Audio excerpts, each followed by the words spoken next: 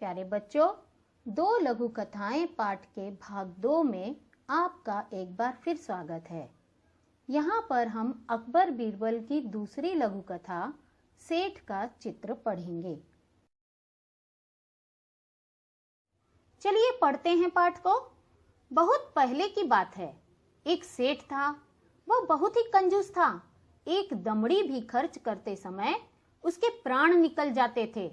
वह काम कराने के बाद भी लोगों को पैसे देने में परेशान करता था। एक बार उसने एक चित्रकार से अपना चित्र बनवाया। तो बच्चों देखो, सेठ आदमी था, बहुत अमीर था, लेकिन था पूरा कंजूस। कंजूस का अर्थ होता है कृपण। It means miser. वह एक दमड़ी अर्थात पैसे का एक छोटा हिस्सा भी खर्च करते समय उसे ऐसा लगता जैसे उसकी जान निकल रही हो। बच्चों, दमड़ी का मतलब होता है पैसे का 8वां हिस्सा। पुराने जमाने में 1 आना, 2 आना इस तरह के सिक्के चला करते थे। तो 1 आने का जो 32वां हिस्सा होता है वह आज के पैसे का 8वां हिस्सा होता है। इस तरह से जो सेठ आदमी था वह छोटी से छोटी रकम भी खर्च नहीं करना चाहता था। वह लोगों से कई बार काम तो करवा लिया करता था, लेकिन उन्हें समय पर पैसे नहीं देता था। एक बार उसने अपना चित्र एक चित्रकार के द्वारा बनवा लिया। आगे देखिए, जब चित्रकार ने पैसे मांगे तो सेठ ने कह दिया, चित्र ठीक नहीं है, दोबारा बनाकर लाओ। चित्रकार ने कई बार चित्र बनाए, लेकिन वह कंजूस सेठ हर बार कह देता कि चित्र ठीक नहीं है। क्रोधित होकर उस चित्रकार ने सेठ से सभी चित्रों के पैसों का तकादा कर लिया। अब देखिए, यहाँ पर सेठ ने चित्रकार को बुलवाकर अपना चित्र तो बनवा लिया, परंतु जब चित्रकार ने सेठ से अपने पैसे मांगे तो उसे पैसे खर्च ना करना पड़े, इसलिए उसने कहा कि चित्र सही नहीं बने हैं, दोबारा बनाकर लाओ। और चित्रकार ने सेठ के कहने पर कई बार चित्र बनाए भी, परंतु हर बार कंजूस सेठ उससे यही कहता कि चित्र ठीक नहीं बने हैं। इस बात से चित्रकार बहुत ही क्रोधित हो जाता है, बहुत ही उसे गुस्सा आ गया और गुस्से में आकर के उसने सेठ से अपने सभी चित्रों के पैसों का हिसाब मांग लिया। तकादा करना अर्थात मांगना। बढ़ते हैं आगे। धूर्त सेठ बोला, कैसे पैसे? जब मेरा चित्र ठीक से बना ही नहीं तो मैं पैसे किस बात के दूं? बेचारा चित्रकार अपने घर लौट आया। परेशानी का कारण पूछने पर उसने अपनी पत्नी को सारी बातें बताई। चित्रकार की पत्नी बहुत बुद्धिमान थी। वह बोली, आप दरबार में जाकर न्याय के लिए फरियाद कीजिए। चित्रकार बहुत उदास हो गया था। वह मुंह लटकाकर बैठ गया। अब जब चित्रकार ने सेठ से अपने बनाए गए चित्रों का मेहनताना मांगा तो जो कपटी सेठ था वह उसे पैसे देने से इनकार कर देता है। बेचारा चित्रकार बहुत परेशान हो जाता है। वह घर लौट आता है। घर आकर के उसने सारी बातें अपनी पत्नी को बताई। चित्रकार की पत्नी बहुत ही बुद्धिमान थी, बहुत समझदार थी। उसने अपने पति को एक सलाह दी कि वह बादशाह अकबर के दरबार में जाए और वहां जाकर के न्याय के लिए प्रार्थना करे। चित्रकार बहुत ही उदास हो चुका था। वह मुंह लटकाकर बैठ गया। मुंह लटकाना मुहावरा है जिसका अर्थ होता है उदास होना।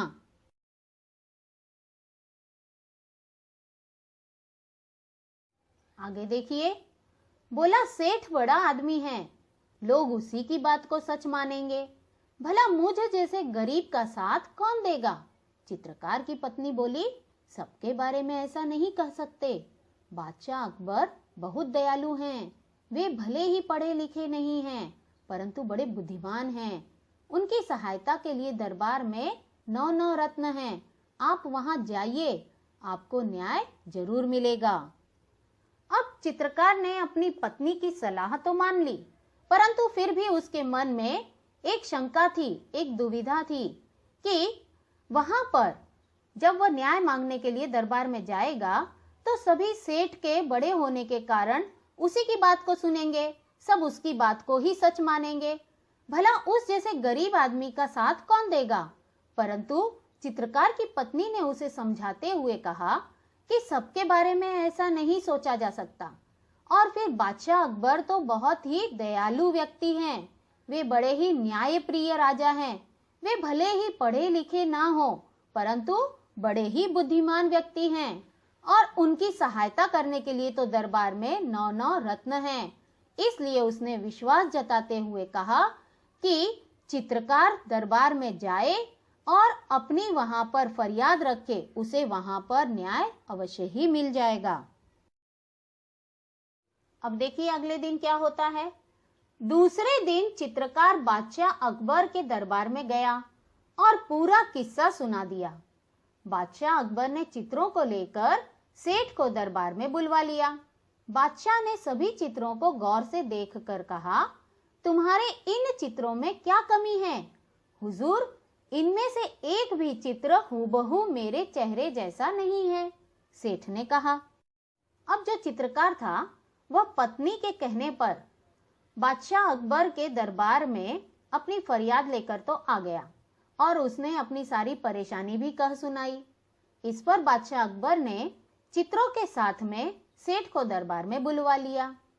उन्होंने सारे चित्रों को बड़े ही ध्यानपूर्वक देखा और सेठ से कहने लगे कि भला इन चित्रों में क्या कमी रह गई है? सारे चित्र बहुत ही अच्छे बने हुए हैं। इस पर सेठ ने कहा कि इनमें से एक भी चित्र उसके चेहरे के जैसा नहीं दिखाई दे रहा है। देखिए आप किस तरह से बादशाह अकबर उलझन में पड़ जाते हैं। बादशाह मुश्किल में पड़ गए कि न्याय कैसे करें। बड़ी देर तक विचार करते रहे। जब उन्हें कुछ समझ में नहीं आया तो बीरबल से न्याय करने को कहा।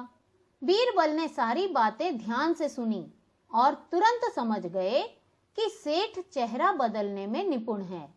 चित्रकार को पैसे न देने पड़े इसलिए वह नाटक कर रहा है। उसको सही रास्ते पर लाना जरूरी है। कला और कलाकार का सम्मान करने से कला, संस्कृति की रक्षा एवं संवर्धन होता है। कला में निपुण कलाकारों की इज्जत जहां होती है वह देश विश्व में विख्यात होता है। अब जो बादशाह अकबर थे उन्होंने चित्रों को खूब अच्छी तरह से देखा परंतु उन्हें तो कोई कमी मिली नहीं। परंतु सेठ के मुताबिक चित्र सही नहीं बने थे। वह बिल्कुल भी उसके चेहरे से मिल नहीं रहे थे। इस बात से बादशाह अकबर बहुत ही उलझन में पड़ गए। उन्होंने काफी विचार किया परंतु वे समझ नहीं पा रहे थे कि अब इस उलझन को कैसे सुलझाएं। जब अकबर कुछ भी नहीं समझ पाए तो उन्होंने बीरबल से न्याय करने को कहा। तो बीरबल ने उनकी बड़ी ही ध्यानपूर्वक सारी बातों को सुना, समझा और वे समझ गए इस बात को कि सेठ जो है अपना चेहरा बदलने में बहुत ही चतुर है और वह चाहता है कि किसी भी तरह से उसके पैसे चित्रकार को देने ना पड़े, इसलिए वह नाटक कर रहा है। इसलिए उन्होंने सोचा कि इस सेठ को तो सबक सिखाना ही पड़ेगा, क्योंकि कला और कलाकार का सम्मान करने से कला, संस्कृति की रक्षा और संवर्धन होता है। अर्थात कला और कलाकार को जहां पर सम्मान दिया जाता है वहां पर कला बढ़ती है और संस्कृति की रक्षा भी होती है। इसलिए जहां पर कला में निपुण जो कलाकार होते हैं उनका जहां पर आदर सत्कार होता है वह देश संसार भर में प्रसिद्ध होता है। चलिए अब देखते हैं कि बीरबल सेठ को सबक सिखाने के लिए क्या करते हैं। इसलिए बीरबल ने चित्रकार से कहा, तुम्हारे चित्रों में सचमुच बहुत कमियां हैं। 3 दिन बाद इस सेठ का हूबहू चित्र बनाकर दरबार में ले आना, तुम्हें पैसे मिल जाएंगे और सेठ तुम भी दरबार में आकर चित्रकार को पैसे दे देना।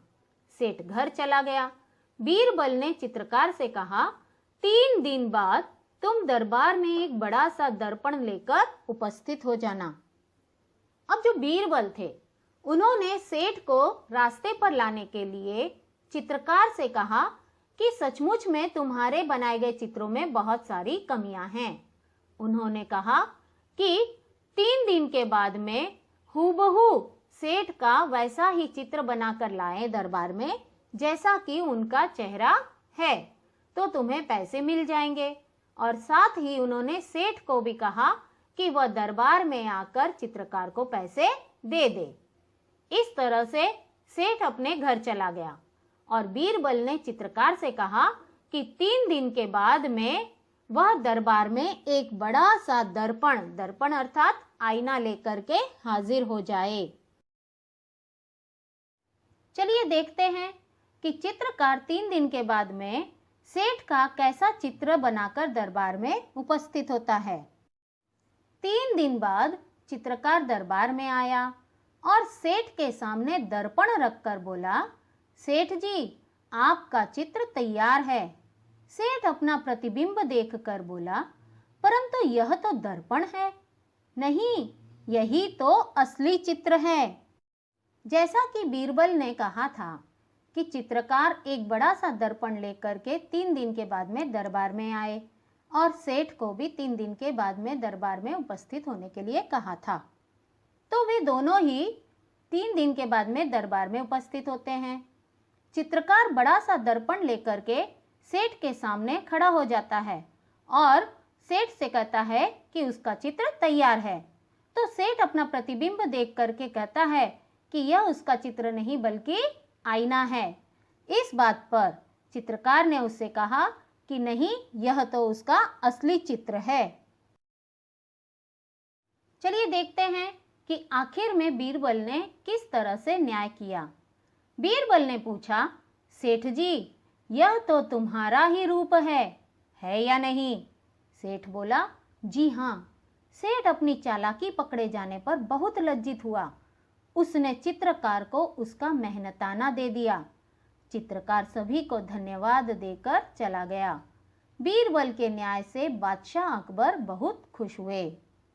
आखिर में बीरबल ने सेठ को इस बात के लिए राजी कर ही लिया कि आईने में दिखाई देने वाला चित्र उसका असली रूप है। और सेठ भी अपनी इस चालाकी पर पकड़े जाने पर बहुत ही शर्मिंदा हो जाता है। वह चित्रकार को उसका मेहनताना दे देता है और चित्रकार खुशी खुशी सभी को धन्यवाद देकर वहां से चला जाता है। इस तरह से अकबर बादशाह भी बीरबल के द्वारा किए गए इस न्याय से बहुत ही प्रसन्न हो जाते हैं। कहानी की अंतिम पंक्तियां देखिए। बादशाह अकबर की प्रत्येक समस्या का समाधान बीरबल अपनी बुद्धिमानी से फटाफट कर देते थे। यहाँ भी बीरबल ने दूध का दूध और पानी का पानी कर दिखाया था।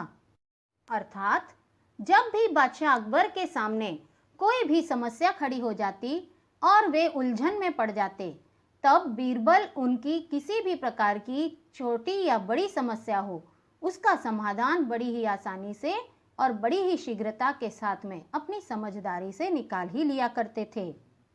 यहाँ पर भी सेठ के चित्र में भी बीरबल ने बड़ी ही खूबी से चित्रकार को न्याय दिलाया था। अर्थात उन्होंने दूध का दूध और पानी का पानी कर दिखाया था।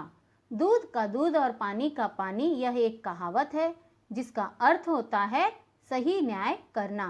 अर्थात बीरबल ने बिल्कुल ठीक, बिल्कुल सही न्याय किया था चित्रकार के साथ में। इस प्रकार इस कहानी से हमें यह सीख मिलती है कि न्याय करते समय हमेशा दोनों पक्षों की बातें सुनकर और सोच समझकर ही फैसला सुनाया जाना चाहिए, ताकि किसी के भी साथ में अन्याय न हो। इस प्रकार से हरा घोड़ा और सेठ का चित्र, ये 2 कहानियां बीरबल की चतुराई और समस्या को हल करने की उनकी क्षमता को उजागर करती हैं। उम्मीद करती हूँ कि आप सबको भी अकबर बीरबल की ये दोनों ही कहानियां बड़ी ही रोचक और मजेदार लगी होंगी। क्यों लगी है ना? धन्यवाद।